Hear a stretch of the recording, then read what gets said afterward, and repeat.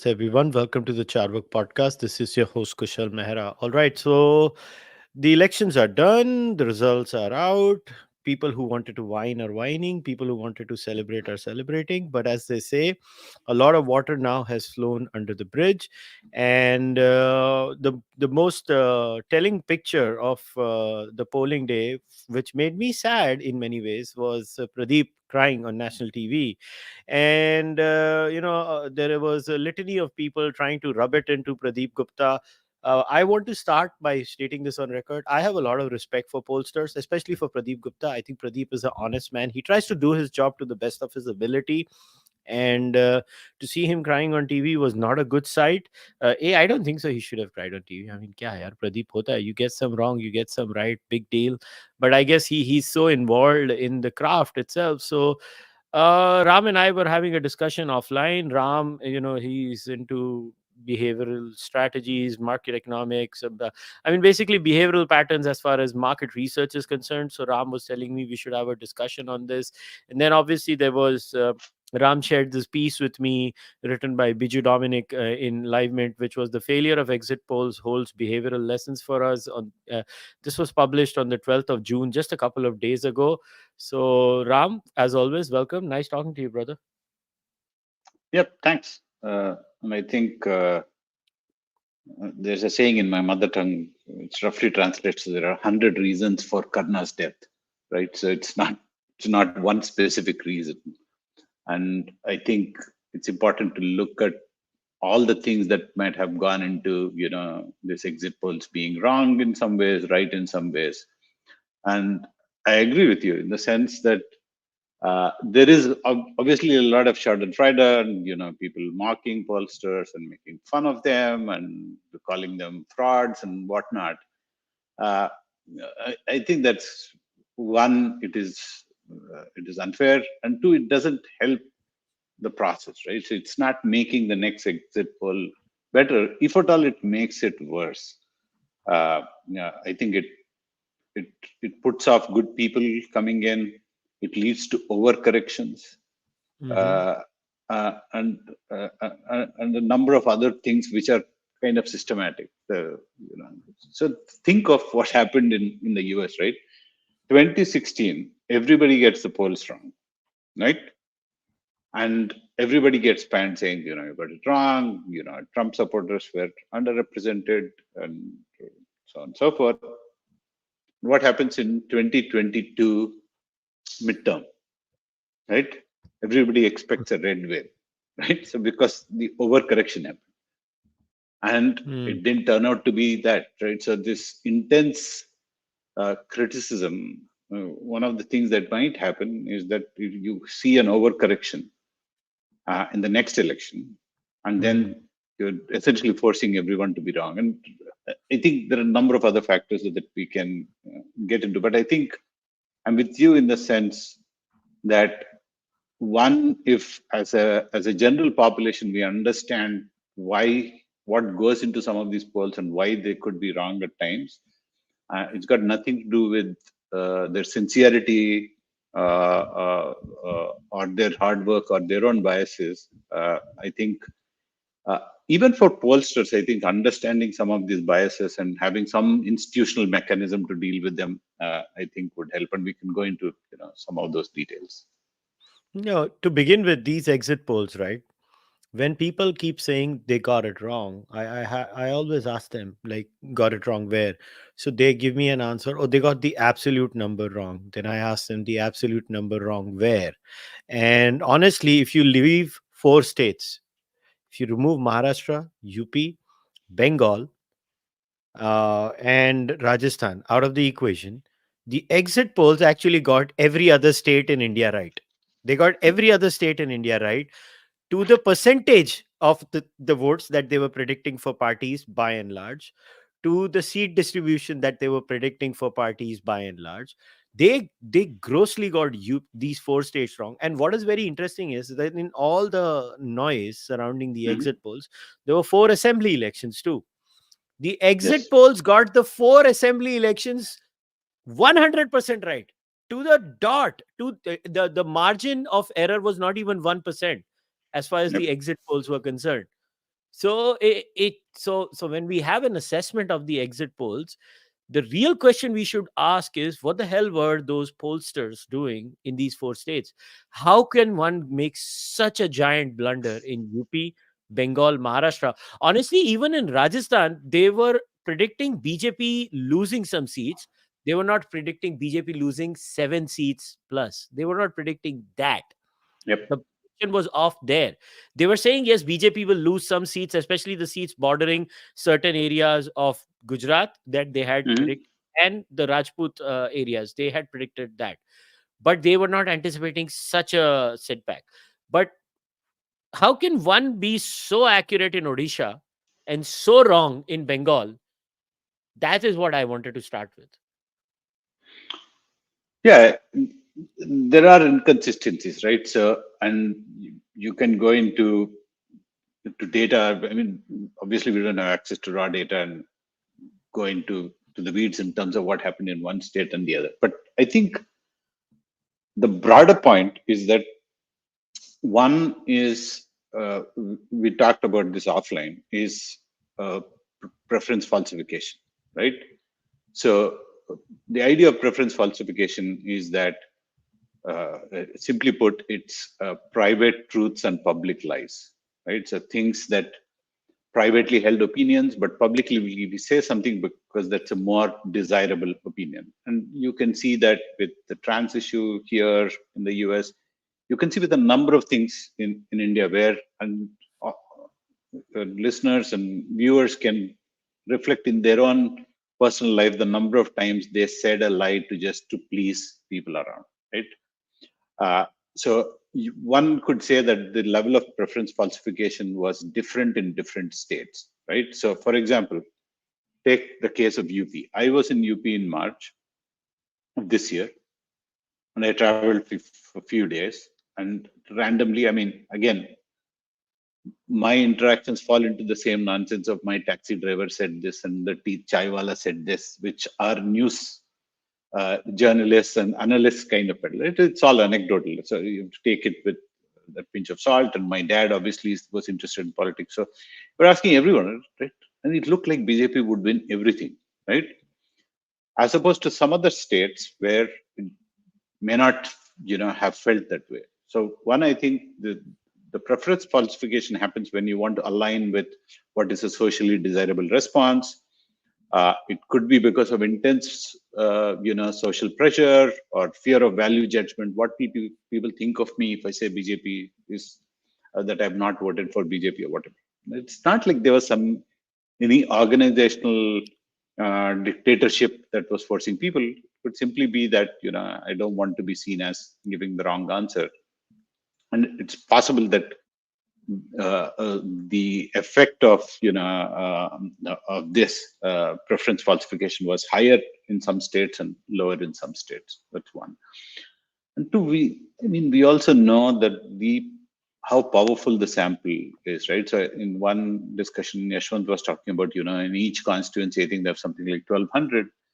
And in some states like UP, where a large population and maybe the sample was not powerful enough in some states vis-a-vis the others. Last thing I would say is this again. We can go into more details. Is the thing of consistency, right? If I said something yesterday, I want to be consistent. I want to say the same thing tomorrow. One thing people need to realize that this is not the only poll the pollsters are doing. Like someone like Yashwant Deshmukh keeps doing the mood of the nation for India today. What happens? I'm looking at this number saying, in UP, BJP is looking like it's going to win 60 seats, 70 seats, 70 seats. Every 3 months, you're seeing data that says that it's going to win 70 plus seats. Assume you see a data point, at the exit poll saying that it's going to win 30 seats. What will you do as a person? More often than not, you think, there is some noise in this data. It doesn't make any sense that till 3 months ago, it was showing that, it's going to be in 70. And suddenly this is showing us 30. There's something wrong somewhere. I'll give you a personal example. And 15 years ago, my son, elder son, he was 2, and he had a health emergency, and we were in an emergency room in CMC Vellore. He was actually about to go into shock. So the nurse there put a pulse oximeter to measure his heart rate, and I could see the heart rate is 230, right, which is extremely high. And then this nurse noted in her thing as 130. So I asked her, like, why did you write 130? She said, machine is wrong. It can't be 230. Whereas it was actually 230. So when you have this pattern recognition saying that, I have not seen this kind of drops, so there may be something wrong in data, and therefore you tend to go back into the past data and make some of those predictions. And look, I think one is about survey itself. The other thing is about modeling, right? So modeling is much more subject to bias than the survey data itself. And when you have these things of mania or a bandwagon effect, right? So some of these things tend to happen where some of the people were tweeting just before the results came out saying all exit polls cannot be wrong. And I was saying that it's much more easier for all people to be wrong than all people to be right, especially when there is this kind of a mania, right? So, and I think that's something for people to remember. It's very easy for all people to be wrong, more easy than you think, right? Your justification can't be all exit polls cannot be wrong. And again, it's for the pollsters to come back and say, what is that they got wrong in their survey and modeling in some of these states. And I'll tell you one very interesting phenomenon. When you talk about exit polls in states, almost all state exit polls in Andhra predicted a Jagan victory, right? And all the national pollsters predicted Chandrababu and NDA victory. Hmm.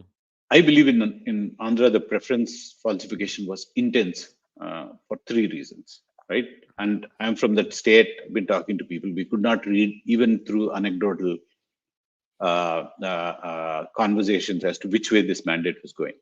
One, there was in fact a lot of intense political structural pressure on people to vote some one ways. I think there's uh, uh, well, I wouldn't call it dictatorship, but there was intense state, machinery weighing down on people. There is a lot of money distributed, right? So that's the other thing that people have to bear in mind, is that a lot of money was distributed, and especially when my financial incentives are at play, if in the exit poll I say that I voted differently, will I lose this money, right? So will I be outed and I might have to return this money? So whenever there is extreme level of money distribution, preference falsification is going to get worse. And three, of course, social pressures. So again, it's interesting that different exit pollsters uh, have shown different kind of results because of some of these biases playing out, right? So uh, again, this inconsistency also tells you that you cannot debunk the exit polls. There's no malice involved, right? But the more we study this and identify some of these biases, you can kind of correct them. And again, in closing, we might think that we've been doing this for so many years, and by now they should have figured out. Think about it. How many years, how many elections have we done this well, or have we been doing this? We sometimes think high value decisions, we get things right. I mean, we're very good at buying potatoes and onions because we buy them every day. We're very poor at buying cars because how many times you buy a car? You buy a car once in 5 years. I mean, if you look at these exit polls, so they get to do this once every 5 years. It's not like they're getting an opportunity to correct themselves every month, every year. So it's going to be several cycles before, some of these errors, go away. Now, just for the benefit of everyone, you used a term called preference falsification. So, Yep. what preference falsification is when people say something and do something. The classic case being Mehboob scene in Shadu Shaitan. वो शादी मुझसे करती है, चक्कर किसी और से करती है और दिमाग उसमें के उसका तीसरा होता है. That's preference falsification. You're a pollster, you call someone, They say, yeah, yeah, we're voting for Modi, but Hmm. actually they're doing something else because um, and I sent you that. Yeah, I sent you that chart. And for those of you who are on Twitter, I think a day or so ago, Elon made likes private. yeah, And what did that do to likes? yeah. Let's put that chart up. Yeah. That is a great gauge of what happens. So this is the chart. Look at the percentage of likes. Yes. So once likes were made private, people are generally liking content which they would not have liked otherwise, right? Again, a classic case where uh, you know I don't want to be seen to be liking something, Yeah. and once it goes private, uh, we you know we start liking all kinds of things, and a lot of people were then showing the kind of insane content people had liked in the past, including pornography, right? And I think people were using that as to kind of a bookmark. So essentially, likes is probably become like bookmark. But this is a classic case of private truths and public lies, right? So I believe something, I've done something, but in public Mhm. I give a very different response, and I think that has happened to some extent. Yeah. Um, yeah. In this case, I always say social media in many ways is like North Korea. Everybody Yep. is walking on eggshells. So, Yep. uh, everybody who has absurd views is walking on eggshells. I don't know. I mean, as far as I'm concerned, I say what I want to say. I have never had to censor myself 1% on social media. Hmm. And I actually, one of the biggest reasons I can't relate to many things people say at times is that I don't know what to say. Like, why are people hiding their beliefs? Like, what kind of crazy beliefs do they have? Like, what kind of fetishes do people have hidden underneath their belly that they have to hide what they say? Like, I say what I want to say. Is anybody who knows me offline will be like, yeah, whatever he says online, he says offline. He barely has a deviation of 1%. If anything, people always say, oh my god, he swears online, he swears offline. I was like, yeah, I swear. I mean, I've never hidden my capacity to swear. And it clearly, a lot of people hide their views. It's very obvious that people hide their views. And this this experiment that Elon Musk is conducting right now, where he's made likes private, clearly shows. So I'll give you an example, and it's all anecdotal, right, in my case. But anecdotally, I will always get messages from left wing friends, in many cases PhDs too, and not just one. Like, I'm talking about many PhDs working with like Marxist advisors in Indian universities or foreign universities, who message me privately, and then they'll say things like, "Oh, we really enjoy your podcast. We like listening to you." Blah blah blah. I was like, "Do you guys share my podcast?" They're like, "Hell no, we don't share my podcast. If we share your podcast, it will create problems for us." And then I'm like, and you guys are the liberals. I always tell them, and you guys are the liberals, and you guys are the ones who are for an open and free society. uh it's actually kind of stupid. See, as far as I'm concerned, preference falsification also, right? Forget the exit polls. The satta bazaar is also a very interesting analogy here. It's not like the Satta Bazaar predicted that BJP was not getting a simple majority. Even the now Satta Bazaar has no incentive either way, right? Satta Bazaar is not Yep. controlled by anyone. Satta Bazaar is out there to literally make money. That's all they care about. The only driving force for the Satta Bazaar is making money. Even the Satta Bazaar got it wrong. So a very ripe theory after that is going around for UP is internal sabotage within the BJP unit. Now, my answer to that again would be like, boss, you just don't have evidence. The problem with a lot of these things that people claim, right, Ram, is that a lot of people, this is like post hoc rationalizations galore. Like, what is my pet theory? My pet theory is that BJP did not play the caste card right. So can I find the caste card evidence, and then I force fit my analogy on that? uh, Somebody might say, oh, it was Modi's policies that were not doing well. Well, if Modi's policies were not doing well in UP, why were they doing so well in Bihar? If Modi's policies were not doing well in Bengal, why were they doing so well in Odisha? You're talking about neighboring states here. You're not talking about Kashmir and Kanyakumari, where the tyranny of distance can be at play, right? Yep. No, the boring answer is that things are just too complex for you to kind of Exactly. uh, uh, distill and find one or two variables. But I think as the human condition is such that, right? So we seek simple explanations.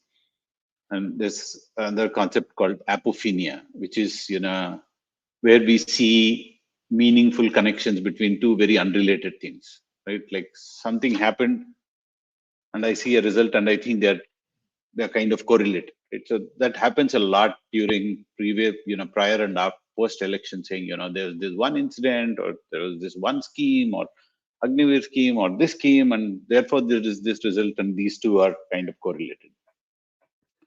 The other effect is this, clustering illusion, right? So where you see a small streaks in a large sample of random data. I think these technical people can go and look this up, where you look at this pattern saying, in this caste group, this happened, but this data is just too random, right? So there are just so many people. Imagine like 600 million people have voted, and you've spoken, even if you've spoken to 1,000 people, right?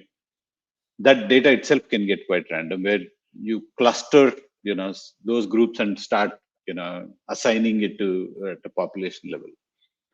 And my favorite thing is, I think it's called a pareidolia, something where like you see a cloud and you see faces, right? You say, oh, that's King Kong smoking, or that's a rabbit, or whatever. And there's no better explanation for all of this anecdotal analysis than saying that, this happened. You start seeing patterns everywhere.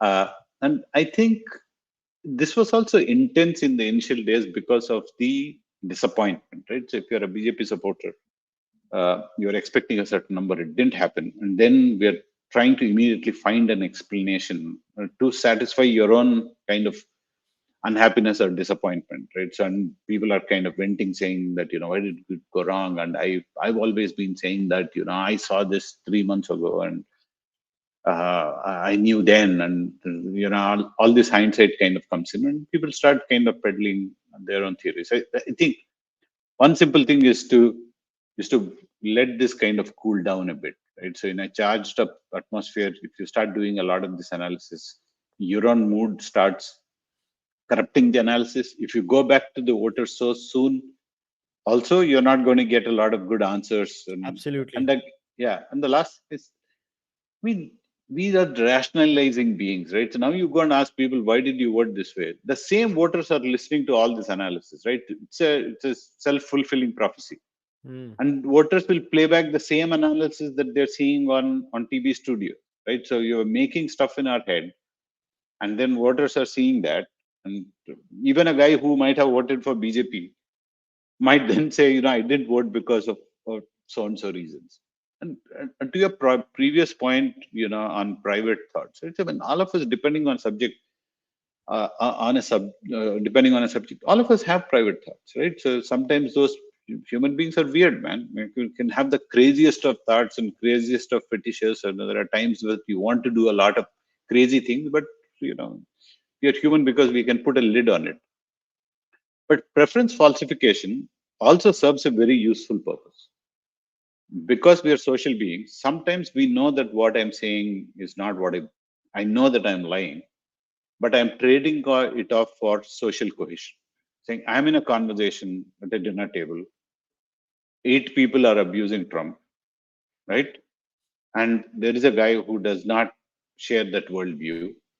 But what is he likely to do? He says that okay, I can be honest and tell them what I think, but I don't want to ruin this dinner, right? So let's kind of move on. And that's that's potentially the advantage of of preference falsification. But yeah, I think you'll see. I mean, there's some video saying about Smriti Irani, right? Saying that, oh, she did too much development, she was too accessible, and that's why she won. And you should not do Apparently, anything. people are telling me that was satire. I mean, if it is satire, it was pretty It was darn great good. satire, right? Yeah. No, again, whether someone is too accessible or too arrogant, I mean, we don't know. I mean, a lot of people who are peddling this, it's not like you have done a thorough analysis, right? So in the initial disappointment and anger, your mind is flooded with a lot of these thoughts, and you're just going with it, and then you start confirming your own beliefs, right? So I think uh, we should let these things settle for a bit, and then do it. Listen, as far as patternicity is concerned, right? That's a very Mm. common thing in all sorts of things. Religious people do it. They will find Yes, patterns yes, all over. Oh, look at the pattern. They put a mandir here, they put a mandir there, they put a mandir here, they put a mosque here, they put a mosque there, they put a church yes, here, they put a church there, and then they will torture everything, and then they'll find it right to the decimal mark and see the pattern. This yes, is evidence my ancestors knew everything. No, they were just doing random shit. The yes, geography right now and the geography at that time were not necessarily the same way. The roads, the highways, and the yes, things moving across them were not uh, you know going in the same pattern. yeah. It is what it is, and people tend to force fit their pet beliefs. But see, I don't think preference falsification played that much of a role, because if it would have played a role, then the Satta Bazaar would not have predicted a simple majority too. I think this is a classic case, in my opinion, of low budgets of pollsters in India. Yeah, yeah, yeah. I Yes, think it it's is. low budgets of pollsters in India. It's a Yep. classic case of sampling error. Um, Sampling errors can be made, and you know why sampling errors are made? Because you need a much bigger budget when you're going polling in Maharashtra, UP, Bengal. Guess where Mm. they got it wrong? The three biggest states in India when it Yes. comes to Lok Sabha seats. You notice that, right? Yeah, yeah. They got it Yep. wrong in the three biggest states of India in terms of Lok Sabha seats. The three states where you need the biggest budgets as far Yes. as sampling, having an on-ground team, going around doing things. Pradeep also, I think, when the exit polls were announced, Pradeep did say that I think I have overestimated the Bengal numbers. He himself said that during Yeah. the So exit poll I analysis. think, I think you can break down again. We're simplifying it, but you can break down all of this into sampling and budget issues, and two is our own biases. And let's look at them separately, right? So I'm with you on the sampling errors. We were having this conversation offline. I've been buying research in India for the last 25 years, right? And a lot of people may not know this. India is the cheapest market to do research, and it is ridiculous how cheap it is. You have no idea. Yeah, I mean, even if you consider purchase power parity, but the I'll give quality. you, yeah, the quality in India. Remember, till very recently, you could do a focus group discussion with 8 people for 30, 40,000 rupees. In the US, if you have to do that, it's going to cost you maybe like $10,000. Like, it's a lot of money. Uh, I think even the Middle Eastern countries like Saudi Arabia are like 7, 8 times more expensive than India. So what tends to happen is that, one, I think we have too many exit polls, right? Because every channel is trying to create content, and they have Mm, their own favorite partner doing this exit polling. I think we should get out of that model. You mm. probably need like 2, 3 exit pollsters, and Well channels funded. should share. Yeah, well funded, instead of throwing money at all these surveys. You concentrate between 2 or 3 pollsters, and I think that's largely driven by news channels for their exclusive content rather than pollsters themselves. Then it will give you some budget. So what tends to happen is you have very little money. You're already a cheap research market. How much quality control are you going to do? The guy who is at Mm. the front line collecting data, right? He's being paid very little. What is his incentive to do this properly? And I see this day in, day out. We keep doing this population level surveys in India and developing markets quite a bit, right? So, and I do that in the US, and you don't have to do a lot of quality check because it's well funded. In India, in Mm. South Africa, where we do research, sometimes we have to repeat the entire research of thousands of respondents because people just make up stuff, right? I know many of you here who have done your MBAs and stuff like that, where you do surveys, you will go into a train compartment or you will sit at a mall and fill in all the questions, right? So the level of fraud is insane. Even when we have offered two times, three times the money because we wanted reliable data, quality control is a massive, massive problem. Mm. People make up all kinds of. Third, the second thing again is that how much of quality control is possible. Like when you're doing this exit poll and you have to present those numbers very soon, right? So you cannot repeat that study. So even if I find that there are QC issues in an exit poll, I cannot go and repeat the sample. Money just doesn't allow. And and to the last point on the sample sizes, right? I mean, it's even a sample of 1,000 in a constituency like UP, where there are like different caste, combinations, religious issues and local issues.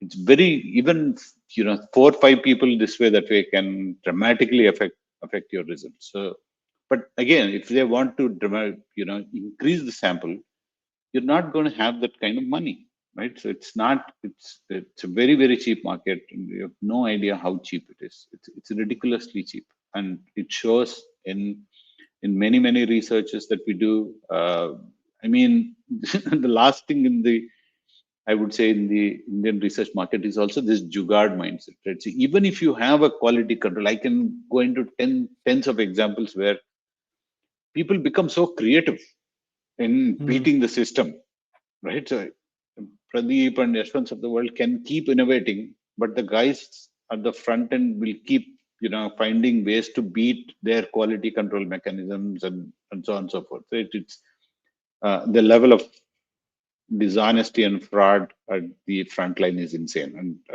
that one of the ways that can get uh, two ways. One, technology I think can make things better, but secondly, money. I think we need fewer exit polls and not one too many. I mean, like, look at states like Andhra.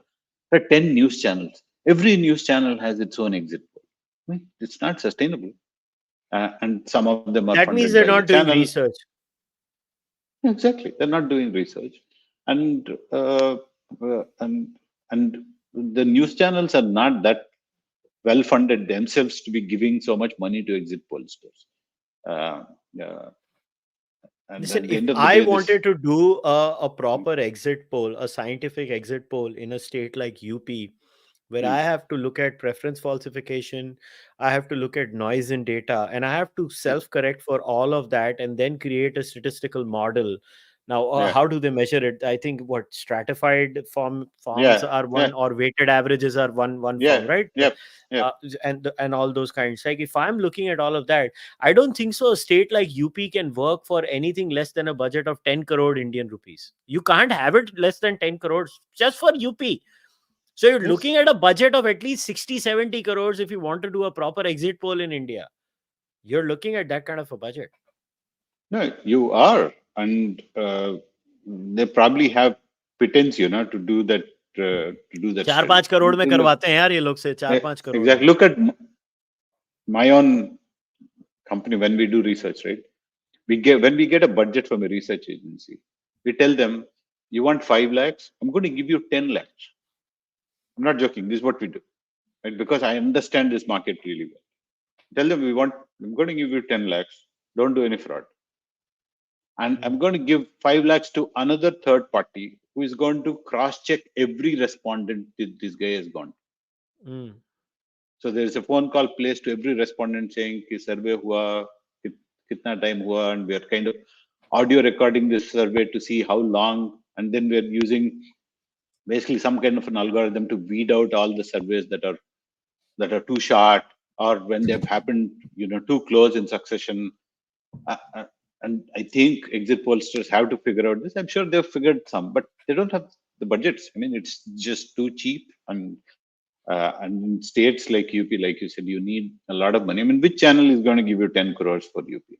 कोई नहीं देगा You know? यार, कोई नहीं देगा. Yeah, In fact, yeah, which is why I keep saying I have always said shitting on exit pollsters in a country like India is pointless. Yes, some of yeah, them literally are mouthpieces of a political party. I know exit pollsters who are mouthpieces of BJP. I know exit yep, pollsters who are mouthpieces of Congress. I know exit yep. pollsters who are mouthpieces of state units. वो लोग उनसे पैसा लेते Yes. हैं और काम करते हैं. I know it for Yeah, a fact. which is why I was tweeting a while ago. At some point, I was called in um, by Amit Shah ji, Nirmala Sitharaman, someone to give some behavioral science-based gyan on voter behavior. And one piece of advice I was telling them is that your party, sure, you can fund surveys, but don't use them as pre-poll and make estimates based on those numbers, right? Because they'll always give you news to make you happy. And India, by the way, is the worst market again in giving favorable responses, Hmm. right? So anything that you ask, depending on how you're asking, right? So it's very easy to subconsciously figure out whether this survey Hmm. has a bias for BJP or for Congress. And our as a country, our need to please an enumerator or a person doing the survey is insane. We say yes to anything and everything. And I've seen this in all kinds of products, right? Like even if you present the shittiest of product concept, 70-80% of the people will say, हम इसको जरूर खरीदेंगे. And if it's Yeah. Delhi, it's off the charts, right? I remember between Bombay and Delhi when you do research, right? If 5 out of 10 people say that they'll buy it in Bombay and Delhi, is like, ये कब आने वाला है market में? मैं उसी दिन कल खरीद का कल लूंगा. लूंगा मैं. Exactly.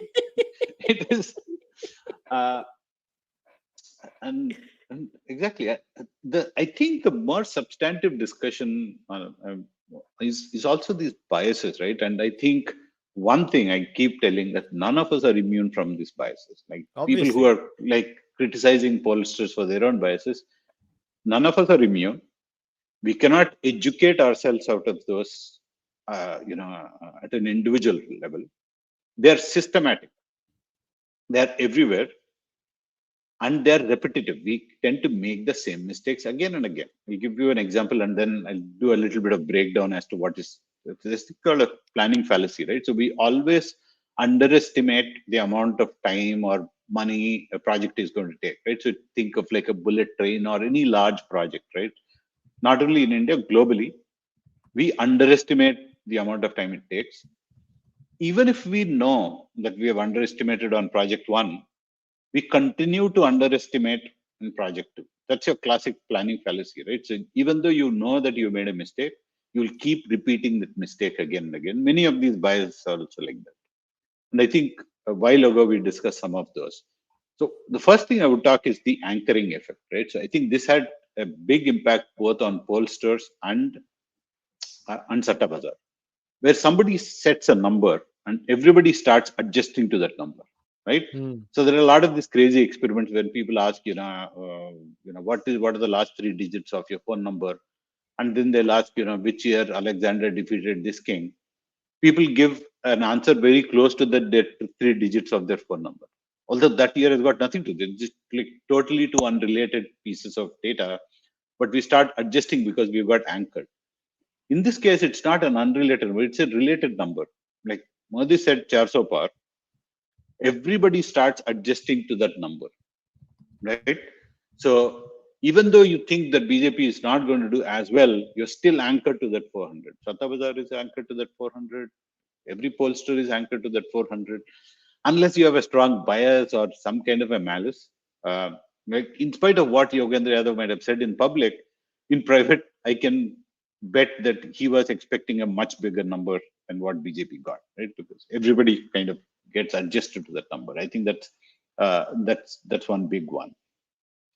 Uh, the other one that we talked about is confirmation bias, right? So as a pollster, as a polling organization, and as individuals, we always take information that confirms our beliefs, right? So even if I see data that shows a little bit of discrepancy, somebody might say, yeah, in that constituency, our we did not have big enough sample or whatever. It's basically we ignore information that doesn't suit our beliefs.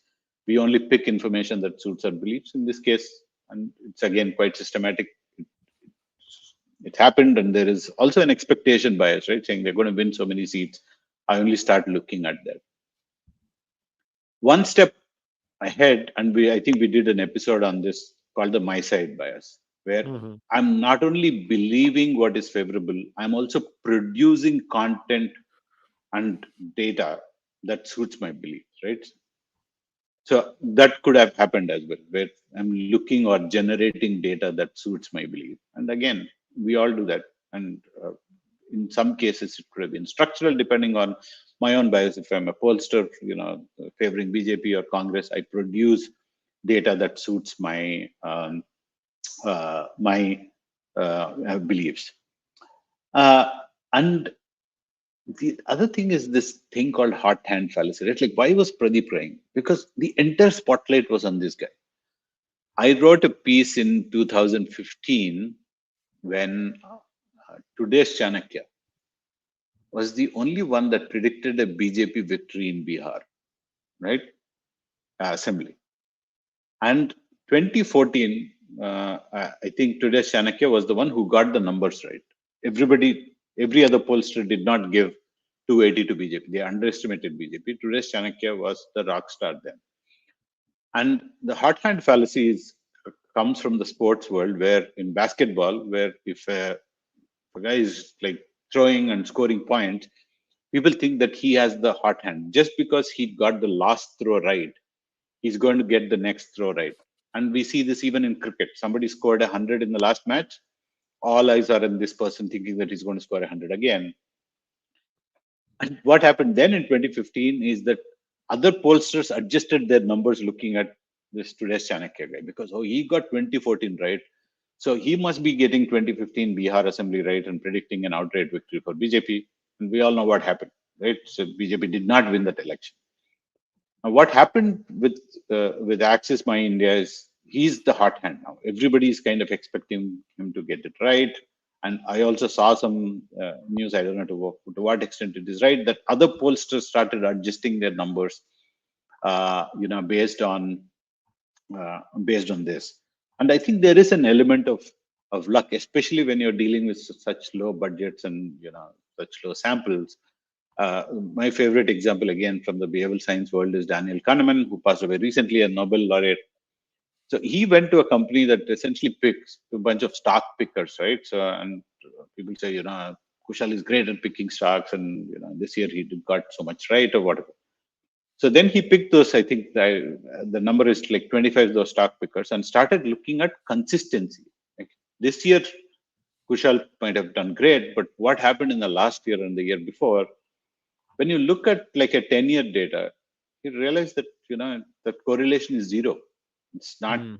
skill at all. It's just kind of luck. I'm not saying that it's exactly that here, but even there, people are not like blindly throwing darts, right? So they're like doing a lot of number crunching, and they have skin in the game, and they're saying that this stock is going to do well, but there is an element of luck because there are just too many factors at play. And when that can happen in the market where people 24 by 7 are analyzing stocks and using advanced kind of metrics, you have to give some leeway to the exit pollsters, because again, there are just too many factors at play. And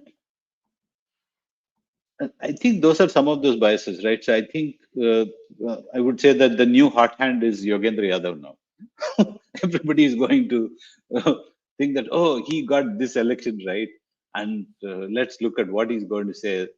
I would say it's just like in his case, it's a throw of darts, particularly because he did not do any polling. He did not have any data, right? And those are the worst kind of analysts. So you don't have any of these numbers. You just have a bias, and you're projecting that bias, and you're hoping, and sometimes this hope comes true, and then you start believing that, see, I told you, and this happened, and therefore trust me the next time when I say that this is what is going to happen. So to your viewers, I would say that people who don't have any of this data and who are going by gut or extreme bias, it's laughable to say the least. And I think we should trust some of these exit pollsters to go and fix this because they have skin in the game. But uh, there is one last bit I want to talk about on what they could do something, the lines of methodological ways, and we have found some ways to circumvent some of these biases. But yeah, I mean, I think you have both sampling issues and biases, and we must keep in mind that that both have had a major role, and that to some extent explains the inconsistencies. Yeah, I think it's a mishmash of everything in a country like ours. We have such a diverse group, uh, and once again, I want to repeat that if you want to do an honest analysis, you have to start at an honest place. And the honest assessment would be that exit polls did not get it entirely wrong. They got four states wrong. Now, if they get Yeah. four states wrong, in my opinion, it could be a mixture of everything. It could be a mixture of a bit of preference falsification. It could be bad sampling. It could be Yep. just that the people who were hired, they just did not do their job. It's Yeah. just On human that, beings being yeah. human beings. Also, when you think the result is a foregone conclusion, right? So that's one important point I missed. So even if I'm a surveyor doing this survey, I'm looking at all this mania saying that this result is a foregone conclusion. Everybody's predicting a big victory. The cost of my mistake is very small. Right? So even if I don't do this correctly, like kya hone wala hai, right? The result is not going to change. So it's likely that people at the front end thought this is a pointless exercise. The result is a foregone conclusion, and Hmm. Yeah, I understand where you're coming from, and this is the nature of the beast. I think come the next what we have three assembly elections coming in. yep, Everybody's going to go back to the same baseline. Maharashtra, Jharkhand, and Haryana exit yep. polls are coming. I think they might have a better probability of predicting those three states because it's just through the sheer balance of state elections. They can demand more budgets, and I think this time the exit Watch out posters. for watch out for AI-based exit pollster. I was seeing a news item saying some AI-based exit pollster based on social media likes and inflation had like you will see a lot of such new ones coming, and better watch out for all of uh, these guys who just got lucky this time. And this thing that somebody got it right the last time and therefore he's going to get right the next time is the biggest fallacy, and we keep falling into that same trap, again and again. Yeah, I mean, I've always maintained this, right? I think people forget to acknowledge a very simple thing that the world is not obliged to agree with what you say, Yep. and why would why would you get offended by that? Like, I don't understand why, why do people get offended by something as basic as, oh, you don't agree with me? I'm like, yeah, that's the whole point. I don't agree with you. What's the big deal? Yeah, but In I think in a lot of cases, people also don't want to have that conversation. Right? I mean, we want to kind of get on with life. And, let me just say yes and kind of move on. I understand where most of us kind of come from.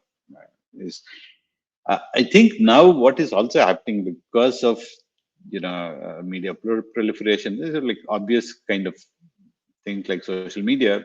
The people are discussing politics way too much, and they can feel in their day to day that this conversation is laden with friction and disagreement. And once the poll is over, you're probably thinking, I don't want to uh, stay in the same zone and kind of move on. One methodological experiment that pollster can try, and what we have done is to find more game based immersive methodologies where people are predicting what others would do, Hmm. and there is room for some experimentation like that, right? So as opposed to these direct surveys, and self reports are always unreliable. I'll give you a classic example. about 10 years ago, we saw this data for among diabetes patients among 4 metros in India. And in that, there were 4 questions asked. And these are all people with type 2 diabetes in India. Do you take your drugs regularly? Do you do your tests regularly? Are you eating a healthy diet? And are you exercising daily? Right? What do you think people answer to these 4 questions? And Mm. it's very predictable. In all cases, 90% and above said they're doing all of this.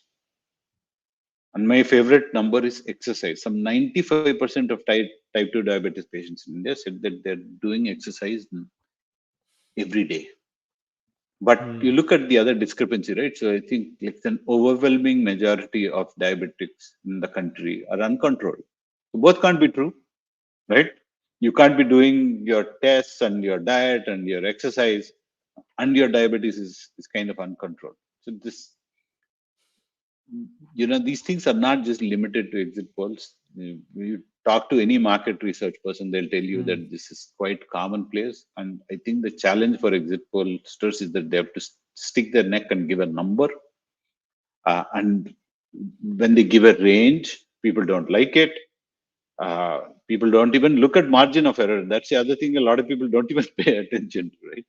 So in your survey, if your margin of error is 1-3% in a state like UP, particularly in first past the post system, in a binary system like the US, probably it's much easier relatively. In first past the post, where there are 3-4 players, even like a 2-3% margin of error can have a dramatic impact um, uh, on the final number. Now you've seen, although there is not a massive reduction in BJP vote share, depending on how those numbers got distributed, has changed your outcome, in a large way. So I think both for viewers and commentators, a better understanding of some of these sampling cost issues and some of these biases, I think we can hopefully, look at these before we look at the next numbers and be a little bit more charitable to these pollsters. Right? And I think news channels, that is one area where I don't have any hope. Calling an exit poll an exact poll and hyping this guy up. And then Yeah. that's one of the reason he's crying, right? Because you project this as an exact poll. It is not exact. It can never be exact. And obviously, you have this massive shock for this guy, and it's not a very pleasant sight. But the news channels are not going to change. I mean, Rajdeep is going to do what Rajdeep does, and all of them. The more they hype it up, and we're going to keep seeing the same nonsense unless we become a little bit more mature market, which we Now, are not. I think exit polls are now needed for filling in the time slots. It's more of an Yes, entertainment thing, and it's yes, just there because हम खाली बैठे हैं, हमको कुछ तो करना है और इससे लोग आते हैं, viewership मिलती है, and yes, we're just spending money considering that. If for yes, the channels the investment is worth it because they get clicks and views and it's good yes, on the bottom line and the ad budget, so they're not going to stop doing it. Like, just to give people a perspective before we wrap it up and end the chat for the day, like Julia Galef in her book The Scout Mindset talks about people who are called super forecasters, right? And how yep, rare it is to be a super forecaster. There are barely super forecasters in this world, and even they get it wrong time to time. yep. Even they getting it wrong get is a very regular pattern, and just people don't understand how hard it is to predict things. People don't get it. um you You know can't beat the market, boss. There's you can't somebody beat the who market. I saw somebody saying, send me, देखा ये देखो ये ज्योतिष ने ये बोला था. I was like, मैंने कहा sir. there's a very famous bet here. I think it was again between Kahneman and I think he offered a bet saying large amount of money for any investment firm to beat the S&P 500, right? Yeah. And again, these are like serious analysts, like chartered financial analysts and like people good at statistics and mathematicians. I think one firm took a number, so took that bet. The trick is that you have to beat S&P 500 for 10 years, and I think they folded in year three, right? So even all your analysts and all the data and all the computing power, you cannot beat the market. So I think we have to understand how difficult a task it is before dissing them.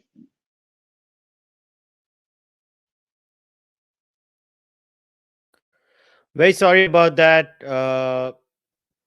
My internet crashed. All right, Ram is back. I'm very sorry, Ram. The internet crashed. A bit. Yeah, sorry. So where were we? Well, I think we're almost kind of wrapping it up on talking about how hard it is to predict. And I was talking about this bet I think Kahneman had placed. Uh, I think we put in a lot of money if people from stock picking firms, for the sake of simplicity, can beat this S&P 500, basically the index, right? Hmm. And the trick is that you have to beat the market 10 years in a row, and someone took the bet, and I think they folded in 3 years, right? So they just couldn't beat the market. And these are people with saying that a lot of computing power, a lot of experience, a lot of analysts from the top universities, and these are the best of the best of the best, to use a cliche, and they can't beat Hmm. the market, right? And they have like skin in the game. There's a lot of money on the table. So, and I think we have to understand the inherent complexity, luck, sampling issues, quality issues, and many of the biases that we talk about. And I think the way news channels project these things, a lot of viewers fall prey, saying there's an exact poll, almost making it sound like a science. So one of my friends here, Avtans, was talking about how this is projected as science. I mean, I wouldn't say it's an art, but it's not exactly a science, right? So it's got, and I think we trivialize, the methodology behind it and make it seem like, okay, this is the number. Everybody gets anchored to this number. Even 5-10 seats here and there, and you are kind of discredited. But if we understand some of these things, I think we can be a little bit more measured in our criticism, and not get so euphoric whenever we see a prediction. It's very difficult to predict.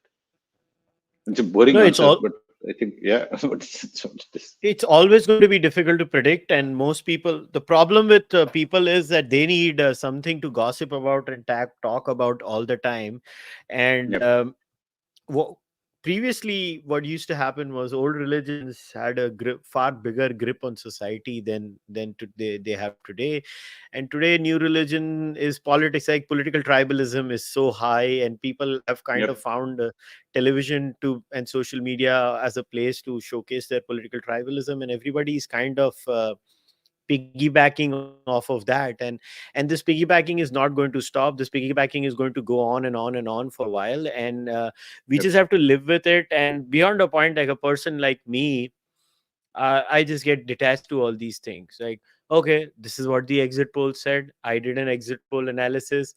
Fine. If the exit polls got it wrong, it's not like I got it wrong. I mean, I'm not an exit pollster, but I still at the same time believe that the exit polls getting it wrong was not some grand conspiracy. It is a yeah, combination of all these factors that we have spoken about. Getting these things right is not that easy.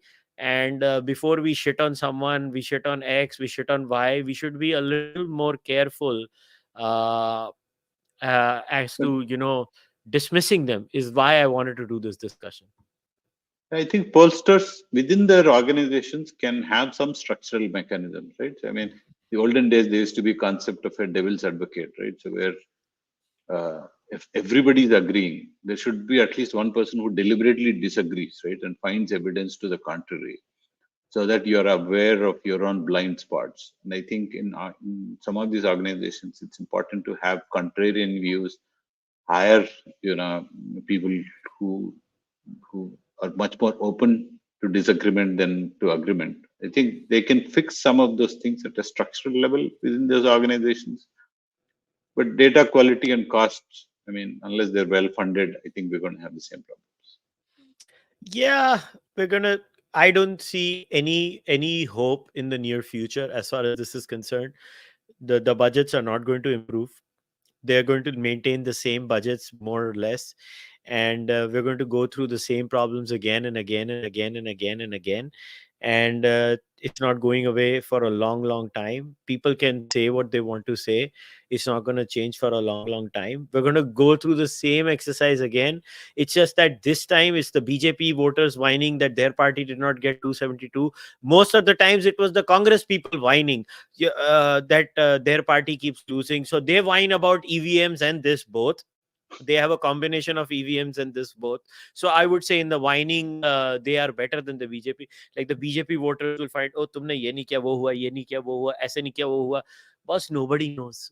Nobody knows until and unless you have a Neuralink chip inside the brain that literally tells what are the specific reasons people decide to do X or Y. Right? In my experience, right? I'm like, I'll go and ask them, अच्छा तुमको मोदी अच्छा लगता है? हाँ. तो vote किया उसको? ना. क्यों? ऐसे ही. Now, how do you quantify ऐसे ही? How do Yeah, you I, quantify it?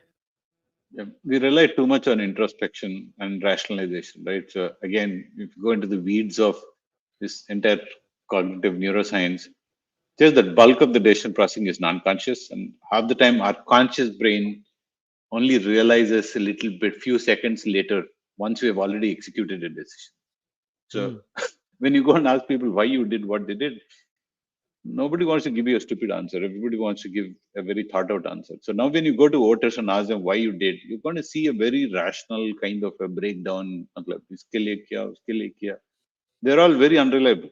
Uh, because the reason could be something else. Many of the people may not even fully be aware themselves. It's not like they're trying to lie.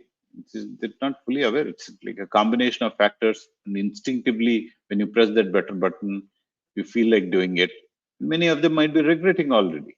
But uh, that's how our human condition is. And I think the worst thing that we can now go and do is, especially in a hot state, go and ask all not hot state, I would say this charged up atmosphere, to go and ask people why did you vote this way and that way, and then take that as a scientific kind of explanation for behavior, I think. But I tend to be cynical like you on these things. I think some other news channel is going to take the lead and do the same nonsense the next time. People forget. And that's the one thing, yeah, on the Indian news channels and election. The people who got wrong this election are the same people telling you what is going to happen in the next election. And people who never saw it coming are the same people who will tell you exactly what happened and what is going to happen.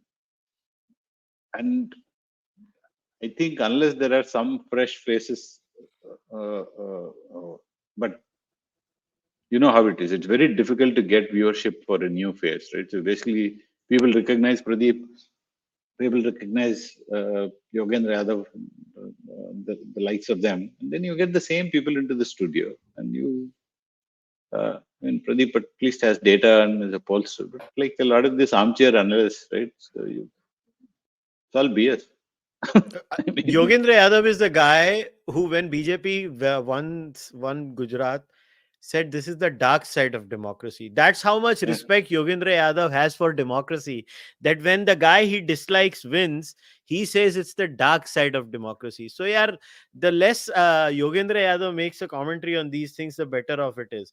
Yogendra Yadav even refuses to acknowledge his biases.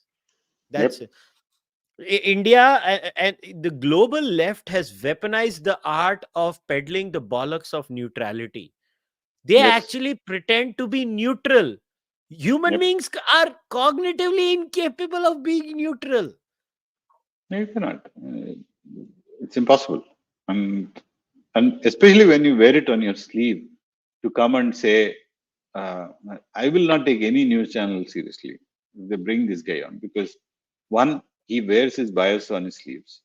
He's been terribly wrong. He's been more wrong than he's being right. He probably, like, if you do the numbers, he'll probably be wrong 9 out of 10 times. And people focus on the one time he got it right. And then you're peddling your own pet theory or your own beliefs or fantasies as a prediction based on data or judgment or whatever you might call. And you should not take such people seriously. You should not take people who platform such people seriously. I mean, it's a news channel's wish who they want to kind of platform. But if you're going to see a news channel put this guy in front of the camera and give you election analysis, no sane person should be watching that analysis because it's 100% BS. Yeah. And, and on that positive note, where we have called this entire exercise BS, and I once again want to repeat my sympathy for exit pollsters remain. I know how tough it is. I know of a few of them. I think Pradeep Gupta is one of the most honest pollsters India for a change has, and I felt bad to see him cry. No, nobody should cry, and looking at Pradeep crying was not good. It was not fun. But Ram, as always, it has been a pleasure talking to you, and I apologize for the little internet kerfuffle. It was out for 2 minutes, and now it's back. Oh, nice. I don't know. It was out for 2 minutes, and now it's back. But anyways, as always, pleasure talking to you, buddy. Yep. Good luck. So, Thanks for guys, we Sujay. we we will wrap today's discussion up. So go follow Ram on X. I have left his X handle, Twitter handle, and a link to his website. You can go and look at all of Ram's work. 2 3 articles also. Biju Dominic's article on Live Mint on Exit Pollsters. Shruti Rajagopalan has also spoken about preference falsification and sampling bias in her Substack post. You can go check Shruti Rajagopalan's article also. These are very short articles, like 5 minute reads, which give you an explanation. Other than that, if you are in and around the Greater Toronto region tomorrow, please do come for my book launch. There will be tons of books available for sale. If you don't know my book, this is my book, Nastik: Why I'm Not an Atheist. So if you are in and around the Greater Toronto area, do come over. If you can't do that, well, you can always like this video, subscribe to the Cārvāka podcast YouTube channel, leave a comment in the comment section. You can leave a rating if you are an audio listener. And if you really want to support the Cārvāka podcast, do consider joining a membership program. You can join on YouTube, Patreon, Fanmo, wherever, whichever platform you want. You can also buy Cārvāka podcast merchandise on kushalmehra.com or on Kadak merch, or you can send your donations directly through UPI. I will see you guys next time. Until then, namaste. Take care. Bye bye.